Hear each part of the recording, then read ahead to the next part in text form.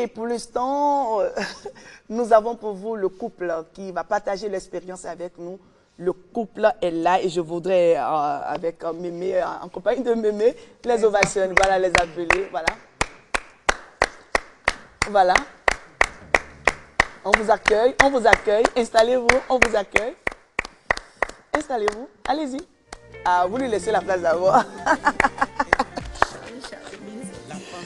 Voilà, voilà, le couple est là et je vais les présenter. Mémé, vous avez un couple devant vous qui va partager avec les téléspectateurs, c'est l'objectif de l'émission, leur expérience, parce que quand il y a un couple qui le dit encore, on touche du doigt ce qu'on est en train de faire comme développement et les téléspectateurs aiment vraiment cette rubrique. C'est parti pour la deuxième rubrique, leçon de vie.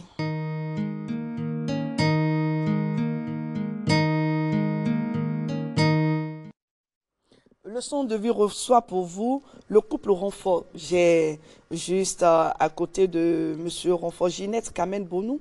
Vous êtes épouse Ronfort, mariée et mère de 4 enfants, membre de l'équipe d'accompagnement des couples. Bravo. Félicitations à vous. Vous êtes très belle, très bien habillée. Et votre charmant époux, Damien Ronfort, il est socio-anthropologue, spécialiste en développement local et aménagement du territoire. Il exerce en tant que chargé de projet dans une organisation non gouvernementale. Il est également chargé des questions de famille puisqu'il fait partie de l'équipe d'encadrement des couples en cheminement pour le mariage chrétien-catholique. Et ça se passe sur la paroisse Saint-Antoine de Padoue. Félicitations. Merci. Et vous avez accepté, c'est votre première fois sur Unis pour toujours. Quelles sont vos premières impressions après avoir suivi la première rubrique? Oui, je suis très ému et très content de ce que le Haut-Power apporte aux familles comme contribution pour leur équilibre et pour, disons, leur vie et leur contribution, je disais tantôt, à l'édification de la société. Voilà. Oui. Merci beaucoup. Vous êtes ensemble depuis combien d'années? Depuis notre garçon aîné a déjà fêté ses 25 ans. My God! Non! Waouh, waouh, waouh!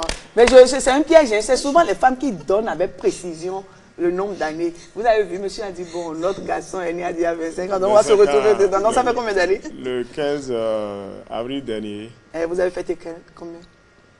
Non, il parle du garçon. Oui, mais je demande le nombre d'années. Il a dit ça parce que lorsque j'avais eu les 2 premiers enfants, j'étais encore avec ma maman parce que je poursuivais mes études universitaires. Okay. Donc c'est après que non, moi, ça, en 2002... Vous êtes ensemble depuis combien d'années? Moi, c'est mon problème. Oui, environ 27 ans. Ah, mais c'est ça, c'est ça. C'est tout ce que moi je veux. C'est ça qu'on applaudit, 27 ans. Mais c'est du lourd, là. C'est du lourd. Et comment ça s'est passé la première rencontre? Regardez-vous. Est-ce que vous vous rappelez encore? Ah oui. On se rappelle. Oui. Regardez-vous. Comme si c'était hier. Ah bon, comme si c'était hier. Il faut nous dire comment ça s'est passé. Alors, comme c'était hier, ça s'est passé. Informez-nous, on est là, mais on n'était pas là. Bon, comme c'était hier, qui a fait le pas? Naturellement, c'est lui. Ah non, c'est pas naturel. Aujourd'hui, les femmes aussi. Mais c'est lui qui bon, on le laisse. Est-ce que vous vous rappelez encore de la phrase que vous avez prononcée quand vous l'avez vue la première fois? La première fois, je l'ai gâté. Comment ça? Oui, je dis je l'ai gâté parce que on était encore au second cycle au collège. Au collège? Bien sûr, au collège, au CG d'Antokpa. Elle passait devant mon bâtiment pour aller dans sa classe. Et puis, je passais naturellement devant sa maison pour aller au cours. Et je la contemplais. Je la contemplais et je la désirais dans mon cœur. Et je ne savais pas comment... Vous aviez quel âge? Vous aviez quel âge? Non, personne ne nous entend. Vous aviez quel âge? J'avais déjà 20 ans. Déjà 20 ans, mais elle autour de 18 ans? Oui. 18 ans? Oui. Wow. Et vous étiez convaincu qu'avec elle, ça pouvait donner quelque chose, c'est ça? Bien sûr. Et à quel moment vous lui avez parlé? Oui, mais c'était, disons, 2 ans après cela. Quand je la contemplais, que j'ai rassemblé mon courage pour l'interpeller, pour lui dire, s'il te plaît, mademoiselle. Et ce jour-là, elle m'avait fui. Elle m'avait fui parce qu'elle était pressée, disait-elle. Et une autre fois... Elle était pressée, mais elle était pressée là. Oui, non, elle avait un peu peur. Elle avait un peu peur, c'est ça. Et puis, une autre fois, je l'ai abordée, là, elle s'est arrêtée. Je lui ai dit, ah, s'il te plaît, tu sais... Il faut la regarder, faites comme si c'était hier. Regardez-la. Je voudrais avoir un rendez-vous avec toi pour qu'on échange. Et qu'est-ce que vous avez répondu? Bon, je lui ai dit après. Non, vous lui dites ça. Parce qu'il y a un point qu'il a oublié. Oui, dites-nous alors, oui. Et en troisième, moi j'ai fait la troisième A. Et lui, il était en D. Mais après, ils sont venus nous rejoindre.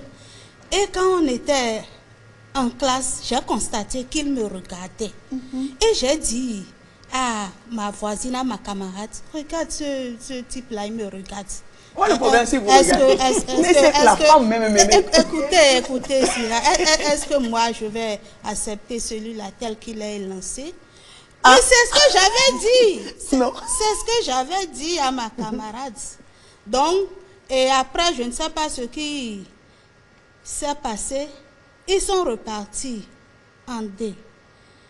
Et là, on ne s'est plus vu. C'est vers la fin de la classe de seconde qu'il a vraiment réuni son courage. À deux mains.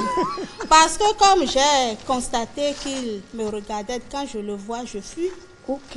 Je fuis. Dites-nous honnêtement, il y avait quelque chose qui se passait en vous? Non, dans le temps, non. Pas encore. Ah, mais vous étiez là? Oui. Mémé a compris. Mémé a compris. Mémé, vous êtes grave. Mémé a compris. Mais là, dites-nous, là, maintenant, à quel moment il y a eu le déclic? Quand il a dit il avait besoin de rendez-vous et tout, finalement, comment est-ce que les choses ont pris feu? Voilà, oui, pris feu. Il a insisté un autre jour. Oui. Et il a dit ce qu'il avait dans le cœur. Oui, qu'est-ce qu'il a dit? Et j'ai dit, bon, il a dit que quand il me voit, son cœur fait blanc, comme maman l'a dit. Et je lui ai dit, bon. Mais venez vous asseoir à ma place. Je lui ai dit après. Après, on va en parler. Donc, votre cœur, ton cœur avait fait vraiment blanc. Bon, elle ne pouvait pas savoir le mouvement de mon cœur. Mais une chose est sûre, mon cœur quand même bougeait un peu pour elle. Ça bougeait un peu plus? Oui. Ah, mais qu'est-ce que c'est beau. Et donc, officiellement, le premier enfant est venu après combien d'années? Disons 3 ans. 3 ans. 3 ans après. C'est lui qui a 25 ans maintenant. Oui. Comment, son prénom, c'est? Le 15 avril. Oui, Paterne. Paterne. Regardez là et envoyez-lui un message. Le premier fruit de votre amour. Qui va lui envoyer le message? C'est maman? Oui. Papa, regarde là et envoie un message à Paterne, la caméra là. Je crois. Cette caméra. Ah d'accord. Voilà. Je t'ai souhaité heureux anniversaire il y a quelques jours. Oui. Je le fais encore devant la face du monde. Je te dis, vraiment, tu es la joie, la première joie de notre union. Et nous en sommes heureux. Nous te félicitons parce que tu fais preuve de bravoure, comme ton père et comme ta mère aussi. Nous te disons toute notre joie et nous te demandons d'être très sage, plus sage que ton papa d'ailleurs. Oh. C'est ce que je te demande devant la face du monde. Plus sage que ton papa, merci beaucoup. Heureux anniversaire à Paterne. Alors, à l'arrivée de Paterne, est-ce que vous vous étiez déjà informé de comment garder une grossesse? Après la grossesse, comment ça va se passer avec votre époux? Quelqu'un vous avait déjà aidé un peu? Mais qui va t'aider? Personne. Personne. Et d'habitude, ça ne se fait pas. Ça ne se fait pas chez nous parce que vous savez que la question, pendant un long moment, la question de sexualité est un tabou chez nous. C'est ça. Personne n'a le temps de te préparer. Et moi, je n'en veux à personne parce que ce sont peut-être les parents qui sont les mieux placés pour le faire. Mais eux-mêmes, est-ce qu'ils ont bénéficié de cet accompagnement? On ne donne que ce que l'on reçoit. Voilà, donc je ne les en veux pas. C'est pour nous de relever ce défi. Parce que forcément, on doit préparer les jeunes couples à ça. Et vous, comment vous avez fait après l'accouchement? Comment ça s'est passé? Oui, je vais parler du troisième enfant. Non, le premier. Parce que le premier, pour le premier enfant, j'étais restée avec mes parents. Ah, d'accord. Oui, j'étais restée partagez avec mes nous parents. alors Voilà, à l'arrivée du voilà. troisième. Et je vais vous dire qu'on a eu 4 enfants et tous les 4 enfants sont sortis par césarienne. Mémé. J'ai eu 4 enfants par césarienne. Par césarienne, 4? Oui, 4 enfants par césarienne. Et comment vous repreniez l'activité sexuelle? Ce n'est pas facile parce que vous imaginez, après l'accouchement, de surcroît par césarienne, c'est une situation difficile que j'ai. Et moi, quand je finis d'accoucher, je fonds complètement. Je n'ai plus de force. Je n'ai plus de force. C'est pourquoi nous avons planifié et la venue des enfants de telle sorte que c'est souvent pendant les vacances que j'accouche pour que des soeurs, des parents viennent m'assister. Donc, comment j'ai cette période après accouchement?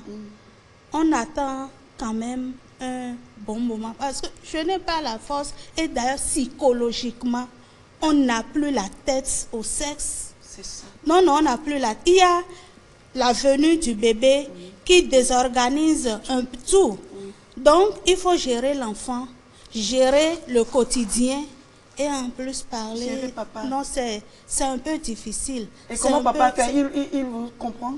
Bon, il comprend, mais je me rappelle pour le dernier enfant, ça n'a pas été facile parce que vous imaginez, 4 césariennes, là j'ai souffert un peu.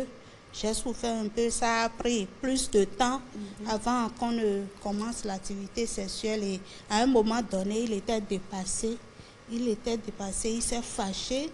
Je me rappelle, peut-être qu'il a oublié, mais je me rappelle, il s'est fâché. Mémé, là, il ne peut plus se fâcher, mais il faut tout dire devant Mémé. Et là, ça m'a un peu perturbé psychologiquement parce qu'il s'est énervé au point où il a même refusé de manger. Oui, il voulait l'autre manger, oui, l'autre manger donne plus de force. Et ça a eu un effet sur ma tension artérielle, je me rappelle. Et je suis retournée voir la sage-femme, qui me disait, mais Ginette, qu'est-ce qui se passe? Mais durant toute la grossesse, on n'a pas eu ça. Mais je n'avais pas eu le courage de lui dire dans le temps, voilà. Oui, papa, on va revenir à vous, à la troisième rubrique. J'avoue quand même que c'était quand même assez compliqué, c'est ça. Assez compliqué. Ça a pris combien de temps après l'accouchement pour que vous fâchiez comme ça? 3 mois, 4 mois, 6 mois? Oui, pour ce dernier geste, ça a duré un peu plus que de par le passé. Ça. Et il faut reconnaître qu'elle avait beaucoup souffert. C'est ça. Elle avait beaucoup souffert juste après l'accouchement. Quand on est rentré à la maison, c'est des maux de tête elle se plaignait beaucoup de maux de tête. Mais elle ne savait pas que ça pouvait la guérir. Vous n'avez pas fait le discours de l'acte conjugal qui guérit les maux de tête? Bon, vous savez, même jusqu'à ce jour, il y a beaucoup de femmes qui font semblant d'ignorer cela. Alors que, effectivement, la sexuelle aussi joue un rôle thérapeutique. Donc vous n'avez pas joué votre rôle de psychologue alors parce qu'elle disait qu'elle était traumatisée. Mais vous n'aviez pas joué votre rôle? Bon, dans le temps... Lui aussi n'était pas très... Il n'était pas très outillé. Très outillé, c'est vrai, mais il n'était pas très outillé. Est-ce que je peux vous dire encore une fois merci? La troisième rubrique, on va donner la parole à Mémé pour vous féliciter. On va voir un peu comment vous vous séduisez dans le couple parce que c'est Osons séduire.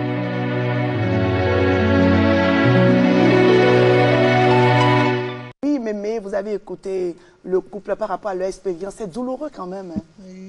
C'est douloureux. Syrah, c'est très douloureux. Ce qu'elle a vécu, c'est douloureux.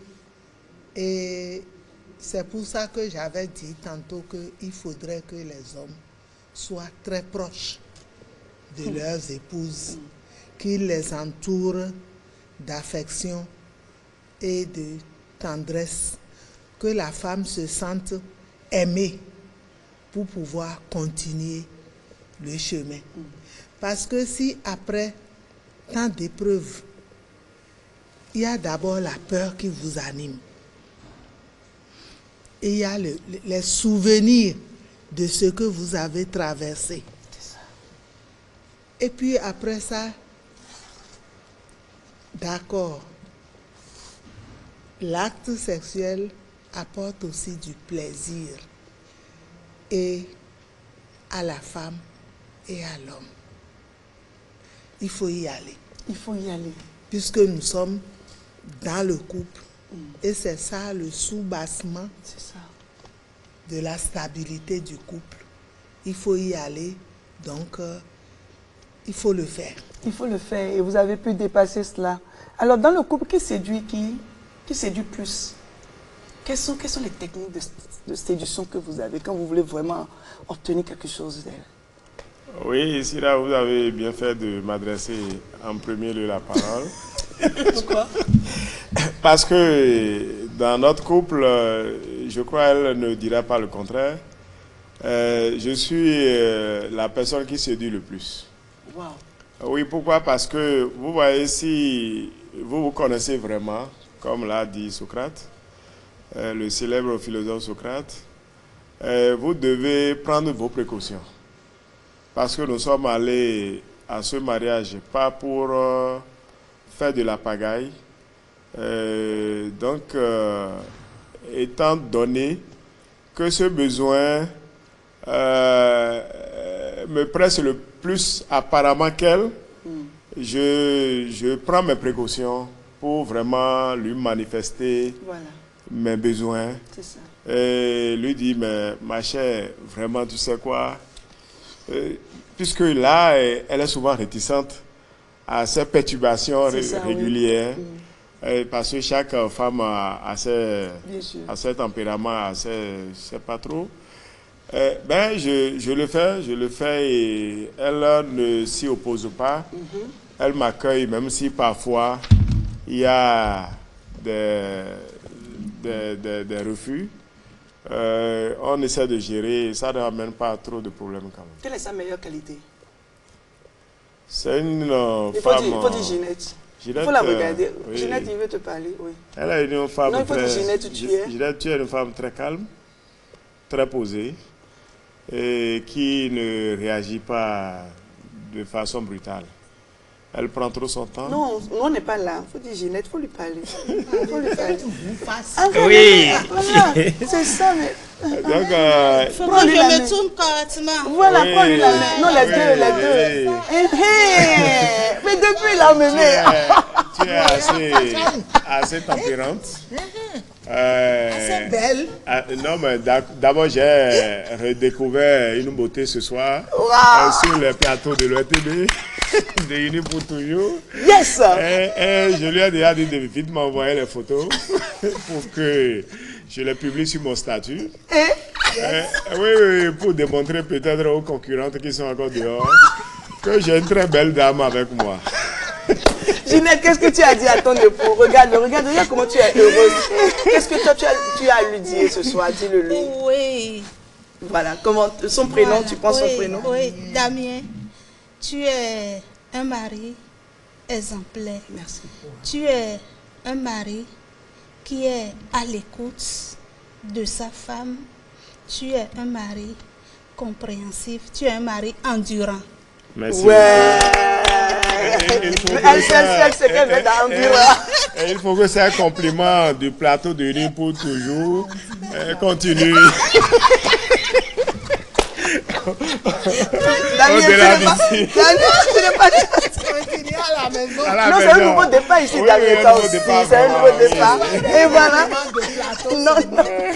Damien, tu n'es pas sérieux? Donc, là, c'est l'occasion pour nous de remercier Mémé, puisque c'est notre témoin de mariage. Non. Religieux, comme par coïncidence. Avec mon époux. Il y a 10 ans. Mon frère époux. Nous avons célébré notre mariage religieux. Mais tu ne m'as pas dit ça. Oui, on n'a pas besoin de vous souffler cela. C'est des surprises. Non, Mémé, vous allez les bénir. C'est pas vrai. Mémé, levez-vous si vous. Mémé, vous m'avez caché ça. Vous prenez encore vos mains. Mémé va vous donner des roses avec des prières. Mémé est votre témoin de mariage. Avec mon époux. Avec votre époux, le couple au goût, Mémé, prenez, bénissez-les encore. Oh my God, je vous garde le micro.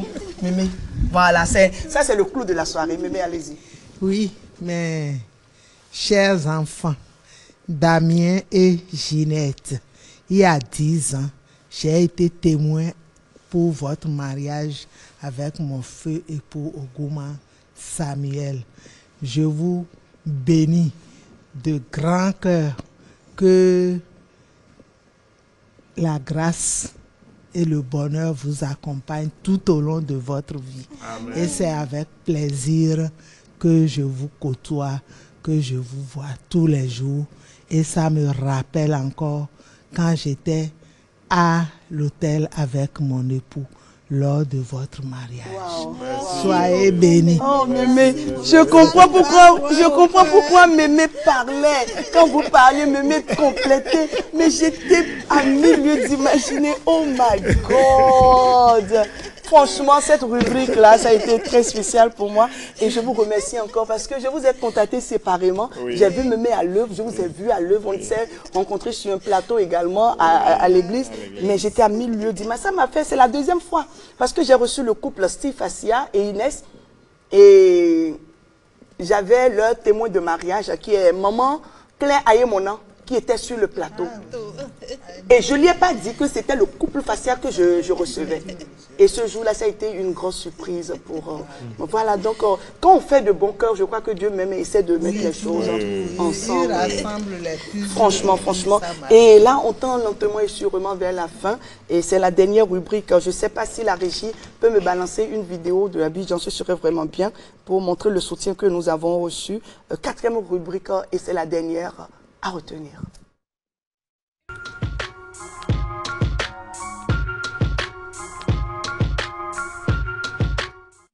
Ah, Mémé est en train de danser sur le plateau. Merci beaucoup, Mémé. Oh là là. On a parlé de notre intimité post-partum.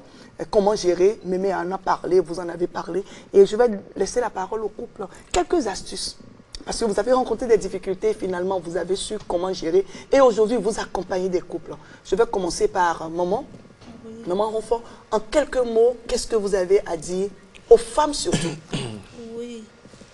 Adressez-vous, regardez là, adressez-vous à elle directement, voilà. D'accord. À mes sœurs, je dirais d'être assez courageuse parce que la vie intime postpartum n'est pas du tout facile et surtout de prioriser le dialogue. Le dialogue, pendant cette période, il faut échanger avec son mari. Et vous savez, l'activité sexuelle ne se limite pas seulement au sexe. Il y a de petits gestes, de petits attouchements. Il ne faut pas un moment mener ces actions pour quand même apaiser l'homme. Sinon, il y aura des dégâts. Parce que les hommes ne résistent pas longtemps. Ils risquent d'aller dehors.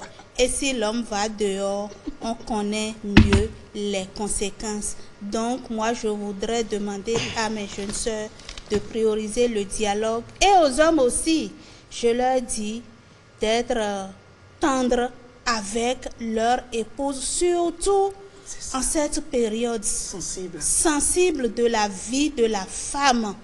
Soyez patients, soyez tolérants, soyez à l'écoute de votre femme et priez Dieu afin qu'il vous donne la grâce de mieux accompagner la femme pendant ce moment. Merci beaucoup, maman. Merci pour ces sages conseils. Et puis, vous, hommes là, maman, elle est en train d'allaiter l'enfant. Toi-même, tu veux qu'on t'allaite. Tu es comment? Doucement. Non, mais il faut leur demander, mais il est comment? Elle allaite bébé, tu voudrais également qu'elle t'allaite. Tu veux tuer enfant d'autrui? Tu as déjà entendu quoi? Oui. Tu n'as rien entendu? Il y a une femme qui est venue se plaindre à moi, à la Kugo, comme quoi elle a fait des jumelles. Oui. Et le mari discute les seins avec les enfants. Et elle est venue se plaindre. Avec des enfants. Elle a dit Elle a fait des triplés alors. Maman, il faut dire à mon mari de Bon. laisser. Mais bon, têter. c'est normal ça. Vas-y, David. Oui, David.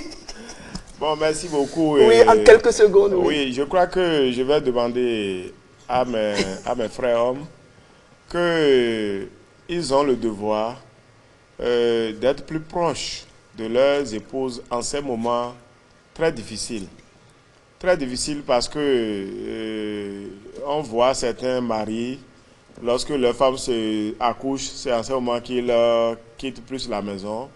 Ils n'aiment pas sentir trop, je dirais, les odeurs de ce moment-là. C'est vrai.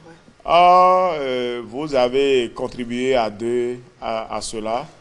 Il faut vraiment être proche de la femme. Et quand vous êtes proche d'elle le plus, vous réussissez facilement à la voir, si je puis ainsi le dire.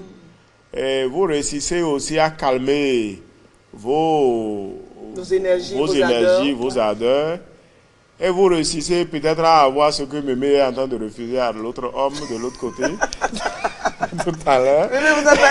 Vous réussissez à la voir parce que si vous êtes proche de la dame, vous l'assistez, vous gardez le bébé avec elle. Vous réussissez à calmer maintenant c'est bon, Daniel. Mon caprice, et puis ça passe vite et bien. Ça passe vite, voilà. Et on a juste quelques secondes pour clôturer cette belle émission. Mais je voudrais que vous adressiez à nos mamans qui font également trop de caprices. Parce qu'elles fuient, elles prennent l'enfant comme alibi et elles ne veulent vraiment pas accompagner leur mari. Il y a ces cas également. Mémé, en quelques secondes.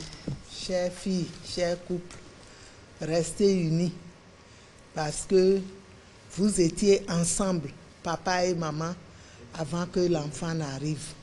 Ce n'est pas l'enfant qui viendra vous séparer. Donc, essayez de rester unis et de vous donner de la tendresse. Et puis, n'hésitez pas à livrer la marchandise. Hein? De temps en temps, faites-vous plaisir. Hein? Vraiment, hein? Ne dites pas toujours accouchement, accouchement. Mais après l'accouchement, on va se revoir, il y a la vie. La vie continue. Les gymnastiques, Mémé. Et puis les rapports sexuels n'ont jamais tué quelqu'un. Bon, c'est fini, c'est la conclusion. On applaudit Mémé, ça n'a jamais tué. Est-ce que nous pouvons avoir la petite vidéo de notre humoriste avant de clôturer? Salut, j'espère que vous allez bien. Alors aujourd'hui, je suis très heureux parce que c'est avec Love Power. Ici en Côte d'Ivoire, c'est la famille en fait. On atteindra, c'est ça non? Oui, on va arriver au sommet avec Power Love. Il va me blesser. Ah. Ça. Tu vas me blesser, c'est notre jeune humoriste qu'on a rencontré à Abidjan. En fait, il m'a suivi sur ses midis et il est venu, il a fait un beau test pour les familles. Il a dit, je viens apporter ma pierre à l'édifice. Ça m'a tellement touché. Il s'est déplacé, il n'a pas demandé de l'argent. Et il dit tout ce qu'il faut pour la promotion de la famille Je suis prêt. Et je suis allé sur son compte Mémé. Il a près de 600 000 personnes qui l'accompagnent. Qui le suivent, quoi. Donc ce n'est pas genre, il est resté dans son coin. Non, si on ne m'appelle pas, je ne me déplace pas. Il est venu à nous, franchement. Karan, que Dieu te bénisse. Et c'est la fin de l'émission Unis pour toujours. Notre intimité, voilà. Merci beaucoup. Mais il faut donner un petit chant, là, un petit chant en fond pour faire danser. On va clôturer là-dessus. Rends vive le pot. On se passe un peu. Et à vous, vive les mariés, nous. Vive les mariés, ils sont bien assortis. Vive la mariée. Marchez, non? Faut danser, non? Que le ciel les protège. Non, mais il faut danser, non? Hein? Beaucoup d'enfants, beaucoup de joie, beaucoup de bonheur. On s'en fout. Pour le meilleur aussi. Pour le pire. C'est la conclusion comme ça. Vous, votre maman là, vous êtes terrible. Chers amis, voilà, nous sommes à la fin. Venez m'entourer. Nous sommes à la fin de cette émission. Merci. Et franchement, ça a été une très belle joie avec Mémé et ses enfants. Je ne savais pas que c'était leur témoin de mariage. Franchement, que Dieu vous bénisse et jouissez de votre couple, jouissez de votre intimité. Ne mettez pas l'enfant devant pour fuir votre mari et que nos maris également soient tendres. On peut y aller en dansant. On y va. À droite, mana rokotom koto à droite, mana gauche, à droite, mana rokotom koto à gauche. Elle n'est pas compliquée.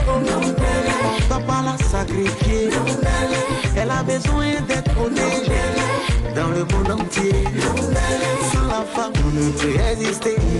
On ne serait pas éduqué. On se sentirait abandonné. Maman mio, t'as mieux t'as que me voir non pas tomber.